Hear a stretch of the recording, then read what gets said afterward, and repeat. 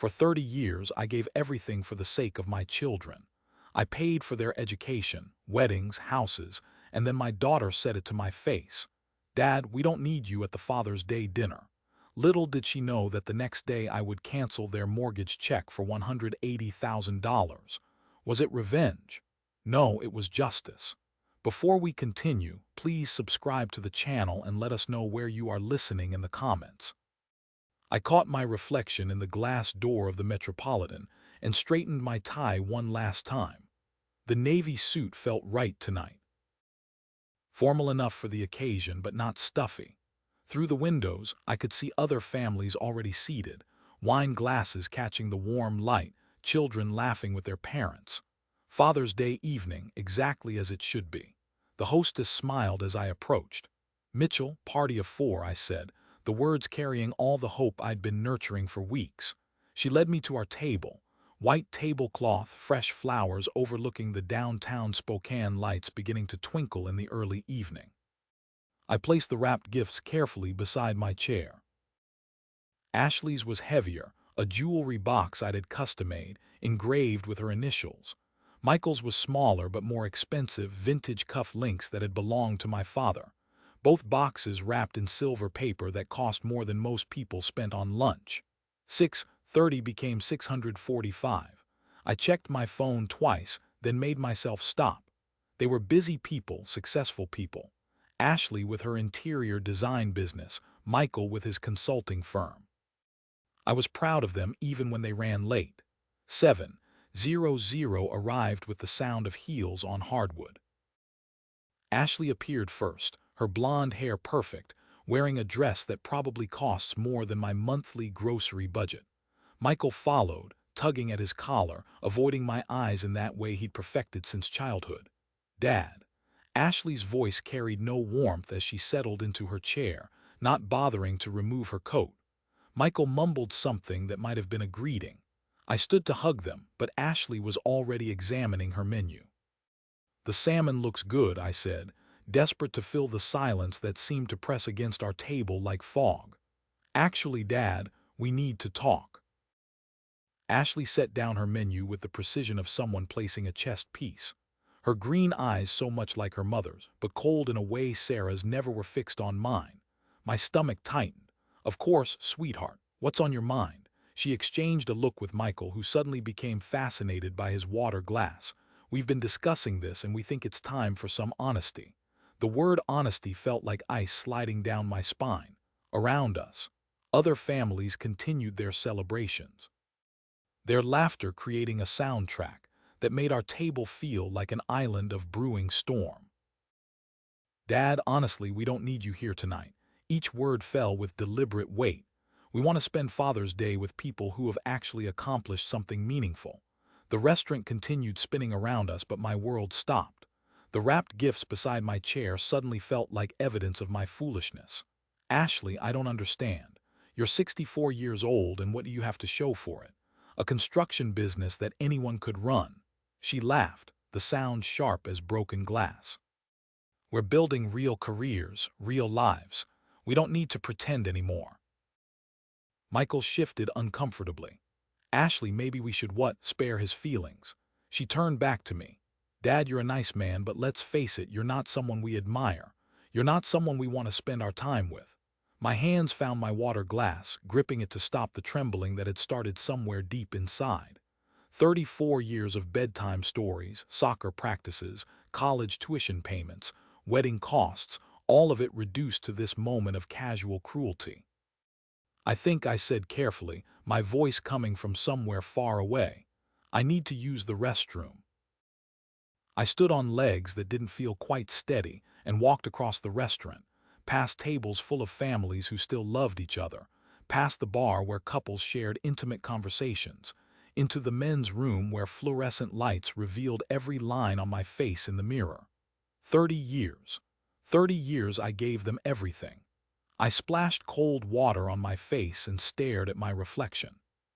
The man looking back at me still wore the same expensive tie, the same hopeful expression I'd carried into the restaurant, but something in his eyes had changed.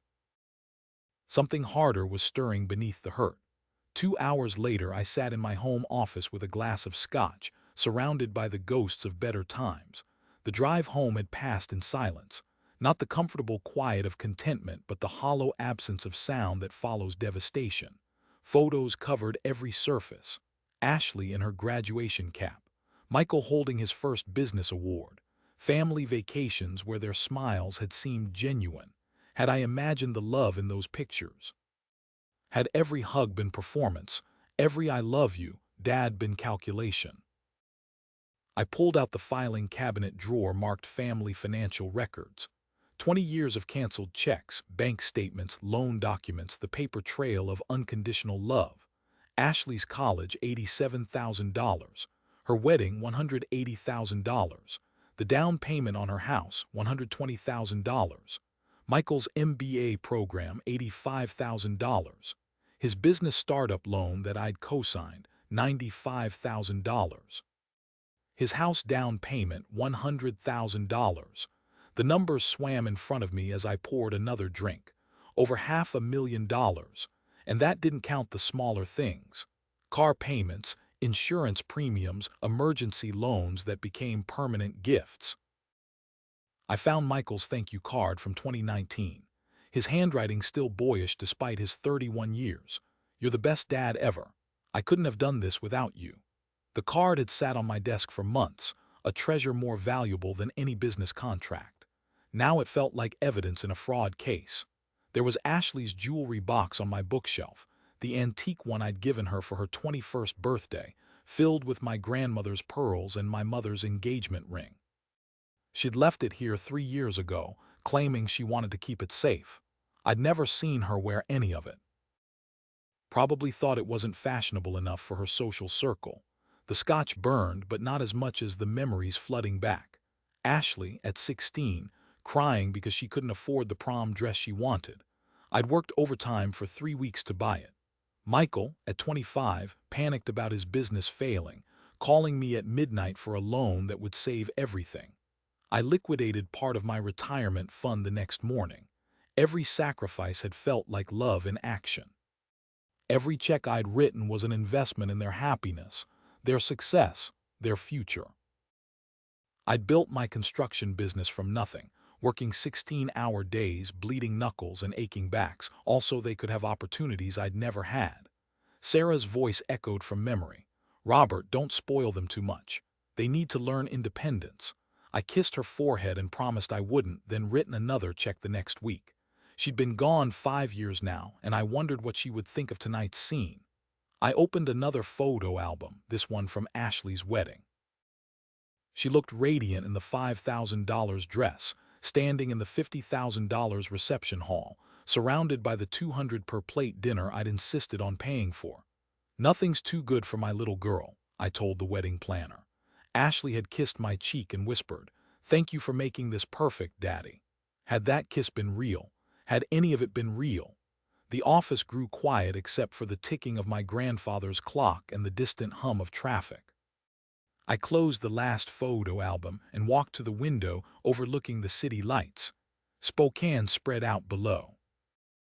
Thousands of families tucked into their homes, most of them probably dealing with normal problems, homework and bedtimes and mortgage payments. My reflection in the window showed a different man than the one who'd entered this room 3 hours ago. Still hurt, yes, but something else was crystallizing beneath the pain.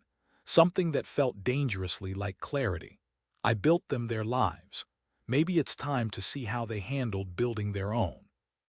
The city lights blurred slightly as I pressed my forehead against the cool glass. 11:30 at night, and my mind had never been clearer. The emotional fog that had clouded my thinking for years, maybe decades, was finally lifting. I returned to my desk and began organizing the scattered documents into neat piles. One stack for Ashley's financial dependencies, another for Michael's, a third for joint obligations where I served as guarantor or cosigner. The businessman in me, dormant during years of fatherly indulgence, suddenly awakened with sharp focus. My gold pen, the one the Construction Workers Union had presented me 20 years ago, felt substantial in my hand as I began making notes. Ashley, credit cards guaranteed by RM, car loan co-signed, health insurance through my policy, cell phone, family plan. The list grew longer as I worked through my memory of every financial connection. Michael, business loan guaranteed by RM, mortgage co-signed, car insurance bundled with mine. Frequent emergency loans averaging $3,000 monthly. I paused, staring at that last item. $3,000 a month in emergencies that had become routine. When had I stopped questioning where the money went? I picked up my phone and dialed my lawyer's number, knowing it would go to voicemail at this hour. Bill, it's Robert Mitchell. I need to discuss some changes to my financial arrangements. Call me tomorrow. This is urgent. My voice sounded different even to me, less accommodating, more decisive. Next, I called my accountant, Margaret. Robert Mitchell here. I need a comprehensive review of all my financial obligations, particularly those involving my children. Schedule it for this week. The scotch sat forgotten as I worked, adrenaline providing better fuel than alcohol. I pulled out a yellow legal pad and began drafting questions. What happens to Ashley's mortgage if I withdraw as cosigner? Can Michael's business survive without my backing? How quickly can various financial arrangements be legally terminated? Each question felt like armor being forged, protection against the emotional manipulation that had controlled my decisions for so long. These weren't my children I was thinking about anymore. These were adults who had chosen to sever our emotional connection. If they wanted independence from me personally, they could have independence financially as well. I found myself talking to the empty room, a habit I developed since Sarah's death. You know what, Robert? You're not actually poor. You're not actually unsuccessful. You build a business that employs 47 people. You own this house free and clear. You have investments, savings, respect in this community. The realization struck me like cold water. I had been allowing them to define my worth while simultaneously funding their lifestyles. They despised the man whose money made their social climbing possible. I opened my laptop and created a new spreadsheet titled Financial Independence Project. Column headers: dependent, type of support, monthly cost, legal requirements for termination, timeline for withdrawal. This was no longer emotional. It was strategic. My construction business had succeeded because I understood that relationships were transactional. Contractors delivered services. Clients paid agreed amounts. Everyone honored their obligations. Somehow with Ashley and Michael, I'd forgotten that principle. I'd been providing services, financial support, emotional availability, problem solving, while receiving nothing but contempt in return. The grandfather clock chimed midnight, but I felt more energetic than I had in years. Tomorrow would begin a new phase in my life, one where mutual respect was required for continued relationship. If they wanted to judge me as inadequate, they could do so without my financial assistance. I locked the organized documents in my safe, set my alarm for 7:00 a.m. and headed upstairs. As I climbed the stairs, one thought crystallized with perfect clarity. Tomorrow, I start making some calls. It's time they learned what independence really costs. 7:30 Monday morning found me back at my desk with coffee instead of scotch, dressed in casual clothes, but alert with purpose. The emotional rawness of 2 nights ago had crystallized into cold efficiency. My notepad lay ready beside my computer, phone within easy reach. I started with Ashley's bank, where I'd co-signed her mortgage and served as guarantor on 2 credit cards. This is Robert Mitchell, account holder on several joint accounts. I need to verify my current obligations and review options for account modifications. The representative was helpful, perhaps too helpful. Mr.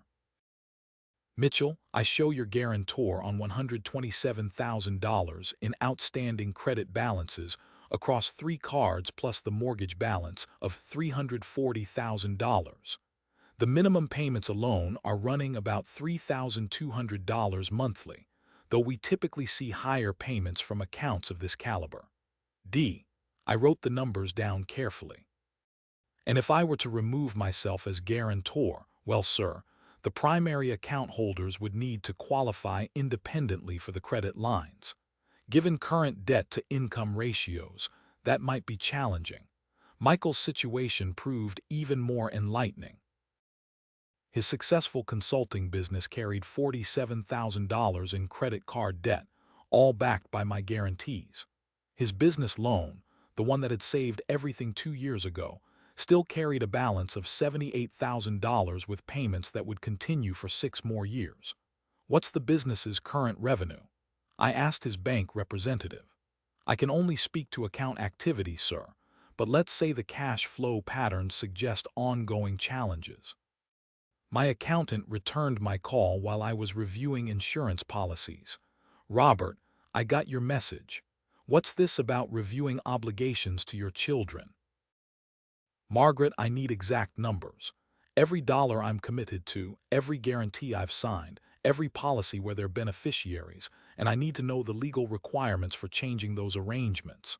Her pause told me she sensed the gravity behind my request. Robert, are you having family difficulties? These kinds of changes can have significant implications. Just the analysis, Margaret, I'll explain when we meet. By 10:00 a.m., my notepad contained a staggering inventory. Between mortgage guarantees, credit card backing, insurance premiums, car payments, and the emergency transfers that had become routine, I was supporting $472,000 in their obligations and providing roughly $8,000 monthly in various forms of assistance. The most shocking discovery came from Michael's car insurance company. His policy had lapsed 3 times in the past year due to non-payment. Each time quietly reinstated when automatic charges hit my account. He'd been driving uninsured for weeks at a time without even knowing it, protected only by my willingness to cover his oversights. Ashley's credit report, which I could access as co-signer, revealed shopping patterns that would have impressed royalty. 5-star restaurants, luxury boutiques, spa treatments, all charged to cards I guaranteed while she played the successful businesswoman. My lawyer called back just before 11. Robert, you sounded urgent yesterday. What's going on? Bill, I need to see you today. I want to review every financial commitment I've made to my children and understand my options for restructuring those relationships. Restructuring family financial relationships can be complicated. Robert, there are legal implications, tax consequences, and frankly, emotional considerations that the emotional considerations have already been settled. I said, surprised by the steadiness of my own voice. I need legal guidance on the practical matters. Can you be here at 2:00? I stared at my notes showing over $400,000 in current financial exposure to 2 people who had publicly declared me beneath their respect. The irony was almost artistic in its perfection. I reached for my phone to confirm the appointment, then hesitated. Once I walked into Bill's office this afternoon, I would be crossing a line from hurt parent to strategic adversary. There would be no pretending this was temporary anger or wounded pride. But as I looked around my office at the awards from the construction industry, the photos of buildings I designed and built, the evidence of a successful life they dismissed as meaningless, I realized the line had already been crossed. They'd crossed it Sunday night at the Metropolitan. I dialed Bill's number.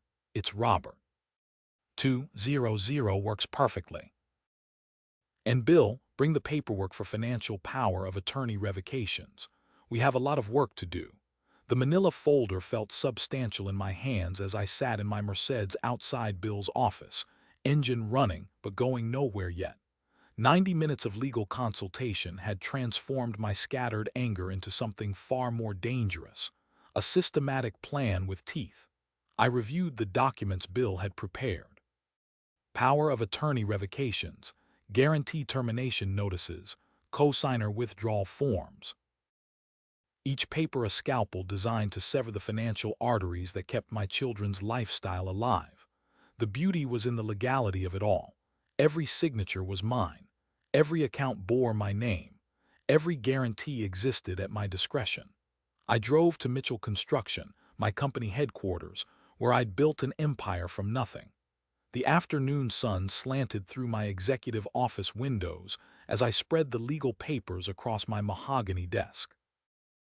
This space had witnessed million-dollar deals, complex negotiations, strategic victories that had made me wealthy enough to spoil two ungrateful children for 3 decades. Now it would witness something else entirely. I opened my laptop and created a new document titled Financial Independence Timeline. The methodology was pure business.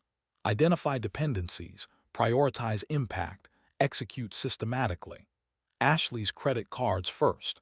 Immediate embarrassment with minimal legal complexity. Michael's business credit line second.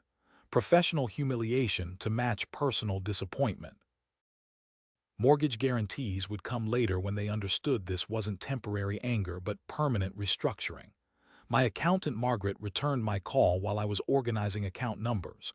"Robert, I got your earlier message. You mentioned restructuring some family accounts. That's right. I need you to set up a separate banking relationship completely isolated from any accounts my children can access. And Margaret, from now on, all my financial decisions go through you first. No more direct payments, no more emergency transfers, no more blank checks for family." Her pause told me she sensed the gravity. "Robert, are you having difficulties with Ashley and Michael?" "Quite the opposite, I'm having clarity." I leaned back in my leather chair, watching traffic flow past my window. Regular people ending regular work days, unaware that a family war was beginning 6 floors above them. They've made it clear they don't need me in their lives. I'm simply honoring their wishes. If you're sure about this, I've never been more certain of anything. After hanging up, I pulled out a yellow legal pad and began drafting what would become my children's introduction to reality. Not an angry letter that would give them ammunition to paint me as the villain. Instead, a business communication, professional and measured, explaining the new parameters of our relationship. The grandfather clock in my office chimed 4:30. Perfect timing.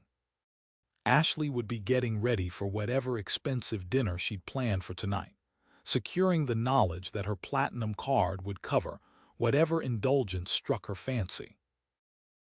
Michael would be at his office running his consulting business on credit lines I guaranteed, playing successful entrepreneur with my money. But not tonight. Tonight, the rules changed. I reached for my phone and scrolled through my contacts until I found the number for Ashley's primary credit card company. My finger hovered over the call button as I savored this moment, the last few seconds before my children's world began to crumble. The irony was exquisite. They'd spent Sunday evening explaining how unsuccessful I was, how little I'd accomplished, how embarrassed they were to call me father. By next Sunday, they'd discover exactly how much their dismissal was worth. I checked my watch. 4:47 p.m. perfect timing. Just as Ashley was probably getting ready for another expensive dinner she couldn't actually afford, my finger pressed the call button with the same steady precision I'd used to sign million-dollar construction contracts. The customer service representative sounded professionally cheerful, unaware she was about to help me detonate my daughter's financial life. "Good afternoon. This is Robert Mitchell. I need to remove my guarantee from account ending in 4847. Of course, Mr. Mitchell, let me pull up that account. I see you're the primary guarantor for Ashley Mitchell Carter. May I ask the reason for the guarantee removal? Personal financial restructuring. The account holder will need to qualify independently going forward. 23 years I'd covered Ashley's overspending, designer clothes, luxury vacations, restaurant bills that exceeded most families' weekly grocery budgets. All charged to cards I guaranteed while she maintains the illusion of independence. Let's see how she manages her lifestyle. Now, sir, I need to inform you that this change will affect the account immediately. The primary card holder's credit limit will be reduced to whatever amount they qualify for independently, and any current balance above that limit will require immediate payment. That's exactly the point. The satisfaction in my voice must have been audible because the representative paused slightly before continuing with the termination process. Within minutes, Ashley's primary financial lifeline was severed. The account that had sustained her social climbing for over 2 decades no longer existed. I immediately dialed Michael's business credit line. Same process, same professional efficiency, Same devastating result. The consulting business he ran with my backing would discover its credit frozen by close of business today. Mr. Mitchell, the business banker, confirmed. The account closure means any outstanding payments will be returned to vendors and no new charges can be processed. The primary business owner should be notified immediately. He'll figure it out. In between calls, I instructed my assistant, Linda, to hold all calls from my children. If Ashley or Michael call, tell them I'm in meetings all week. Take messages, but I won't be returning them. Linda, who'd worked for me for 15 years and watched me spoil my children into entitled adults, simply nodded. Yes, Mr. Mitchell. Anything else? If either of them shows up here, call me before sending them up. And Linda, keep detailed records of all interactions. By 5:15, I'd canceled 3 of Ashley's credit cards and Michael's business line of credit. The methodical destruction felt cleaner than anger, more permanent than shouting. This was business, cause and effect, action and consequence. The natural order they'd somehow never learned. I was reaching for my phone to cancel Ashley's car insurance when it buzzed with a text message. Ashley's name appeared on the screen. Dad, there's something wrong with my credit card. The restaurant says it's been canceled. This has to be a mistake. Call me ASAP. I read the message twice, imagining the scene. Ashley at some upscale establishment. Card declined, her face flushing with embarrassment as other diners watched. The entitled princess, discovering that her kingdom was built on sand. I set the phone face down on my desk without responding. 30 minutes passed in productive silence. I'd canceled Ashley's auto insurance, the policy she'd never paid for but assumed would always exist. I'd removed Michael from our family cell phone plan, a service he'd enjoyed free for over a decade, while building his independent business. My phone lay silent, its ringer disabled, but I could see the screen lighting up repeatedly with incoming calls. Ashley, Michael, Ashley again. The panic was beginning. I allowed myself the indulgence of listening to one voicemail from Michael. His voice carried a tremor I'd never heard before. The sound of a man watching his safety net disintegrate in real time. Dad, what's happening? My business account is frozen. The bank says you canceled the guarantee. There has to be some mistake. My payroll process is tomorrow and I have vendor payments due. Please call me back immediately. The desperation was music. For years, Michael had treated our conversations like inconvenient interruptions to his busy schedule. Now urgency dripped from every word.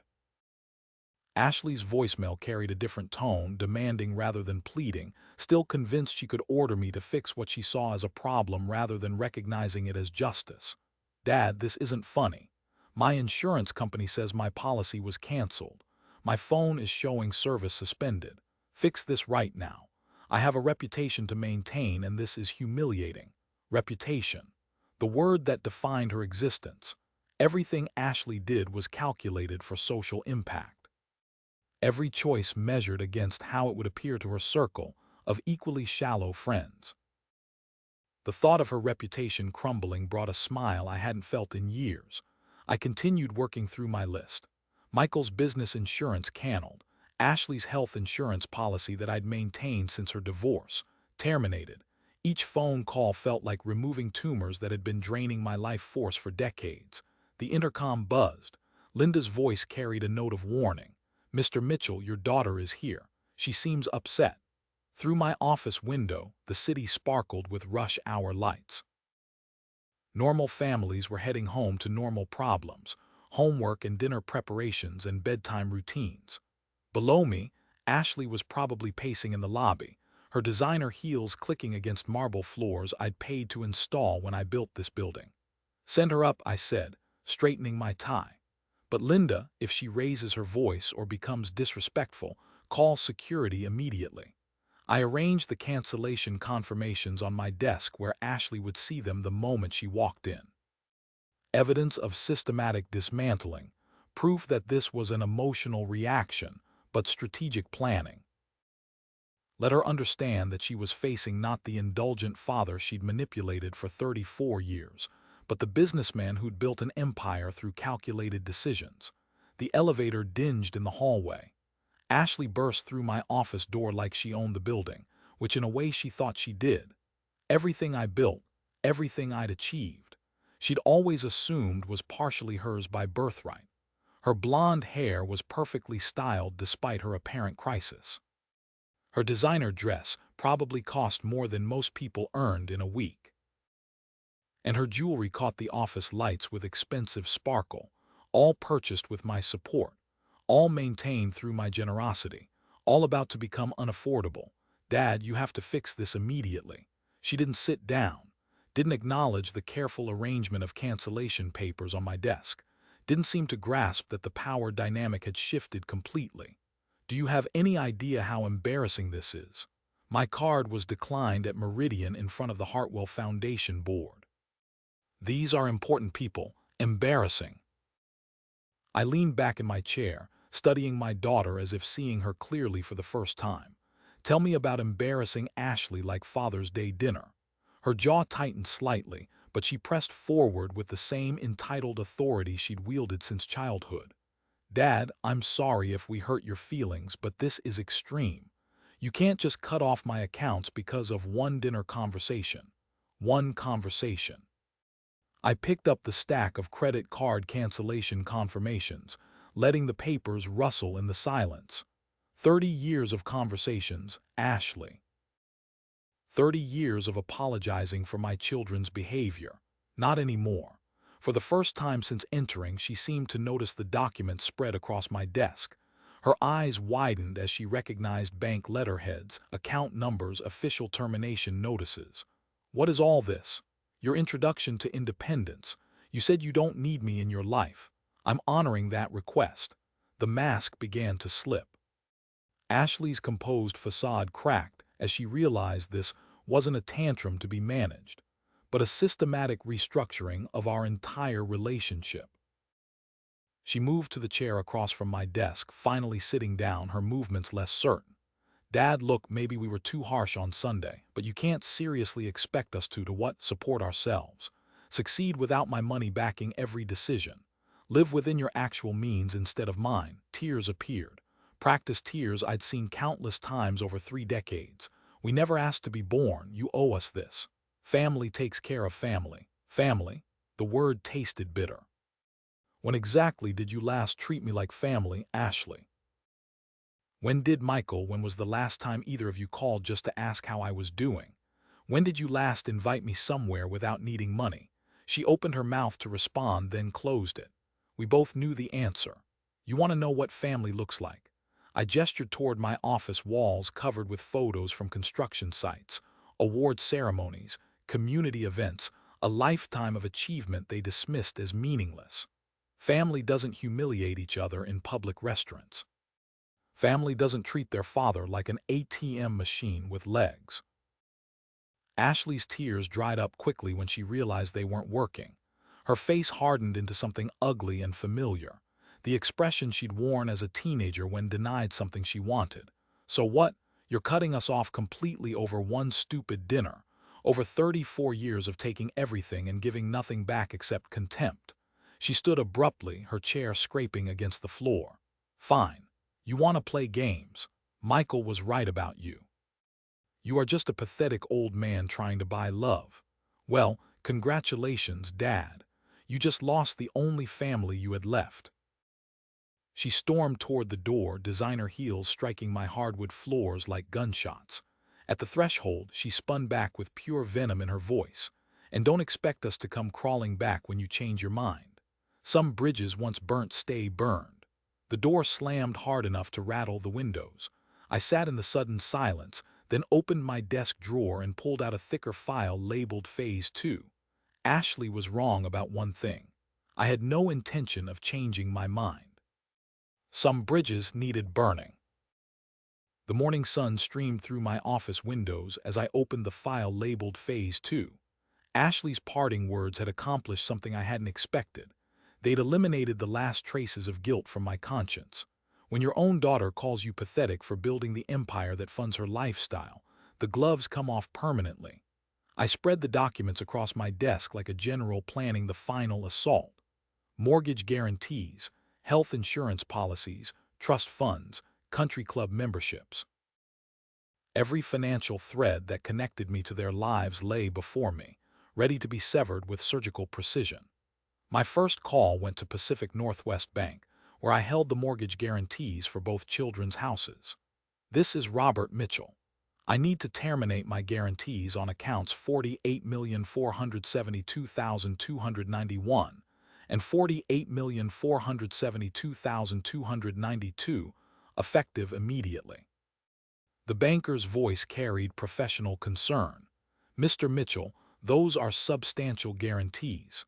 The primary borrowers will need to requalify independently, and given their current debt-to-income ratios, that's their problem now." I signed the termination forms while we talked, each signature feeling like cutting anchor lines from a sinking ship. Within 30 days, both Ashley and Michael would face foreclosure proceedings if they couldn't secure independent financing. Given their credit card debt and spending habits, that seemed unlikely. Next came the health insurance policy that covered Ashley's entire family. Her children, my grandchildren, would lose coverage at midnight tonight unless she found alternative arrangements.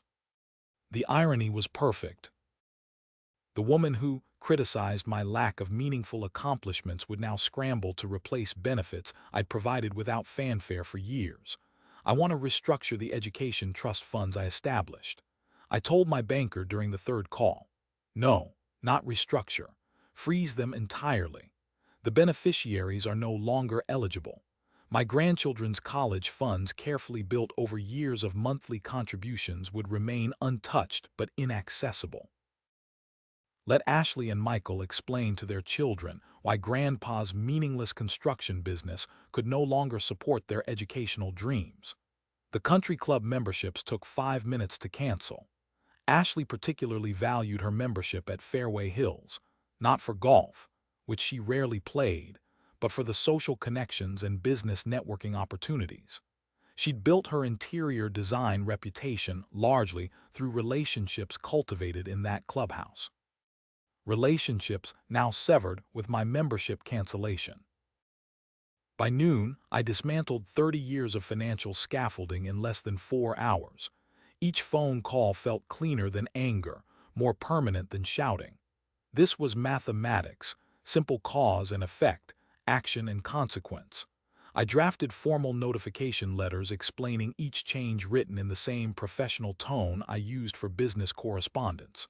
No emotion, no accusations, just facts. Due to recent reassessment of financial obligations, the following arrangements will be terminated effective immediately. Linda buzzed through the intercom as I sealed the last certified envelope. "Mr. Mitchell, you've had 47 calls from Ashley and 23 from Michael. Should I continue taking messages? Forward everything to voicemail for the next week. They'll have plenty to discuss among themselves." I handed her the stack of certified letters, each one a precision strike designed to teach lessons that 30 years of indulgence had failed to convey. "Send these out this afternoon. And Linda, clear my calendar for next week. I have a feeling I'll need to focus on family business." My phone immediately started buzzing with an unknown number, probably Michael calling from his wife's phone, thinking he could circumvent my assistant screening. I watched it vibrate against my desk without answering. By 3:00, my voicemail contained a symphony of panic. 47 messages from Ashley, 23 from Michael, and now calls from numbers I didn't recognize. Their spouses, probably trying to reach me through alternative channels. I allowed myself the indulgence of listening to the progression of their desperation. Ashley's first message, recorded around noon, still carried traces of her usual entitlement. "Dad, I don't know what game you're playing, but the mortgage company called about our guarantee being canceled. Fix this immediately." By message number 12, her tone had shifted. "Dad, please call me back. The insurance company says our coverage ends tonight. The children need their medications. What do you want from us?" Michael's evolution was even more revealing. His early messages focused on business concerns, payroll issues, vendor payments, professional embarrassment. But by afternoon, the personal cost became clear. Dad, I had to tell Sarah everything. She's crying. The kids are asking why we might have to move schools. I know we hurt you, but please, they don't deserve this. The desperation in his voice was music. For 20 years, Michael had treated our conversations like interruptions to his busy schedule. Now his carefully constructed life was crumbling, and suddenly I was the most important person in his world. My sister Margaret called around 2:30, clearly recruited as a mediator. Robert, whatever Ashley and Michael did, don't you think this is extreme? Their family. Ask them what they said about me on Sunday night. I replied calmly. Ask them if they think I'm pathetic. If they're embarrassed to call me father, then tell me about family. The silence on her and told me she was beginning to understand. Margaret had watched me spoil my children for decades, had probably wondered why they never seemed grateful. Now she was getting a glimpse of what lay beneath their surface politeness. Robert, they're panicking. Ashley called 3 lawyers today. They all told her, you have every legal right to withdraw your financial support. Of course I do. It's my money, Margaret. I earned it. I can stop sharing it whenever I choose. By 4:00, I'd learned through Linda's careful screening that they'd contacted my business partners trying to reach me through professional channels. Tom Richards from the contractors union called, clearly uncomfortable with his role as messenger. Robert, I don't know what's going on with your family, but Ashley contacted me asking if I could talk to you. She seems pretty desperate. Tom, did she tell you what she said to me on Father's Day? Did she mention that she thinks my life's work is meaningless? His uncomfortable silence spoke volumes.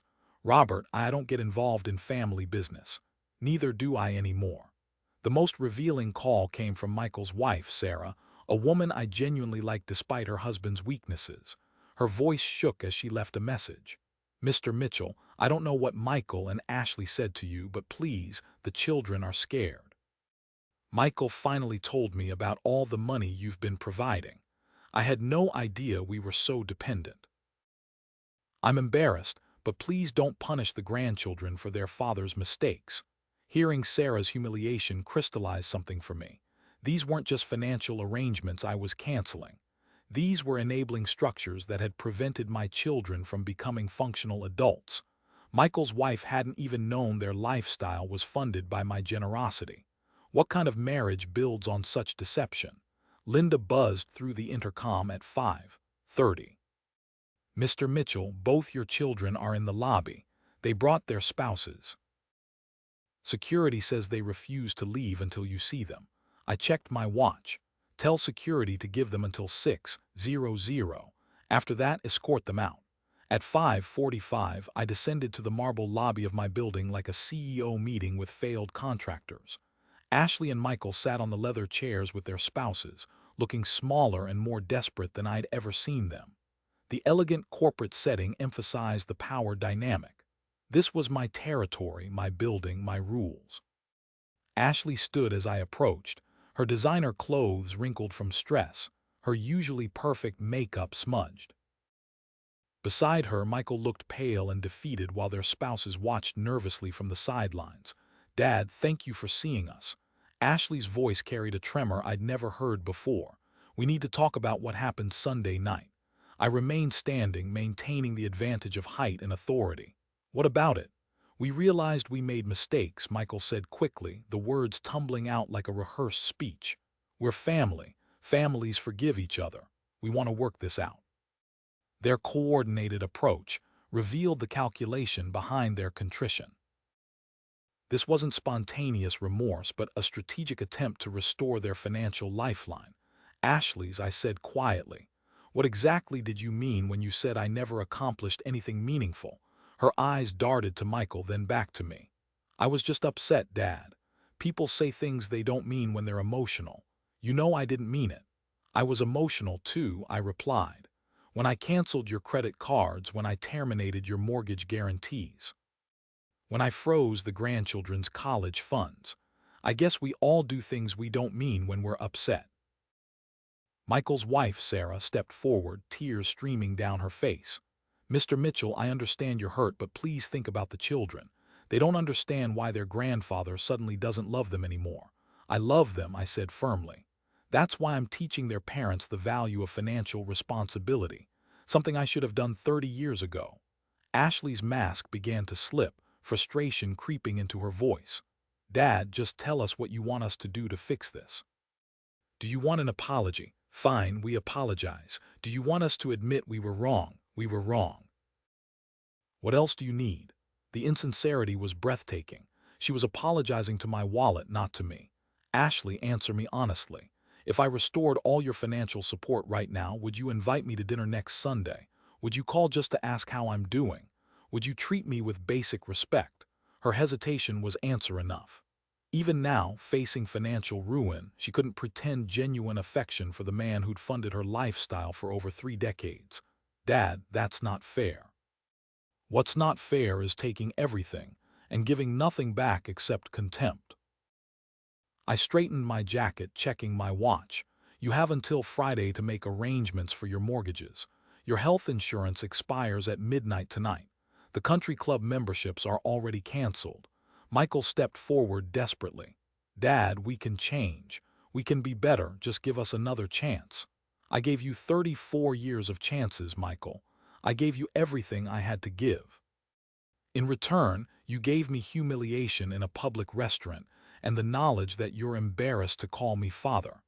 I turned toward the elevator, but Ashley's voice stopped me cold. You'll regret this when you're old and sick and alone. Don't come crying to us. You'll die alone, you pathetic old fool. I paused at the elevator button, her words confirming everything I'd realized about her character. Even facing financial catastrophe, her true nature emerged. Vindictive, entitled, incapable of genuine remorse. As the elevator doors open, I turned back with a slight smile. Ashley, I'd rather die alone with my dignity than live surrounded by people who despise me but love my money. The doors closed on their stunned faces. 6 weeks later, I sat on my back patio watching the sunset paint Spokane's spring landscape in shades of gold and amber. The cherry trees I'd planted when Ashley was born were in full bloom, their branches heavy with pink blossoms that drifted across my lawn like confetti celebrating a life reclaimed. Uncle Robert, can you help me with my science project? 8-year-old Emma from next door bounded over the fence, her face bright with the kind of genuine affection I'd waited 30 years to receive from my own grandchildren. Of course, kiddo. What are we building this time? A volcano. Mom says, you know about construction stuff, so you can help me make it really explode. Her enthusiasm was infectious. For the past month, Emma and her siblings had adopted me as their honorary grandfather, bringing me drawings, asking for help with homework, inviting me to their school plays. Their parents, the Hendersons, had become close friends, people who valued me for who I was, not what I could provide. Robert, you seem different lately, Tom Henderson observed as he joined us on the patio with 2 beers. Happier, more relaxed. I learned the difference between being loved and being used, I replied, watching Emma sketch volcano designs with serious concentration. The difference was profound. These neighbors appreciated small kindnesses, help with moving furniture, advice on home repairs, listening ears during family struggles. They offered the same in return, creating genuine relationships built on mutual respect rather than financial dependency. My new will, signed 3 weeks ago, reflected my changed priorities.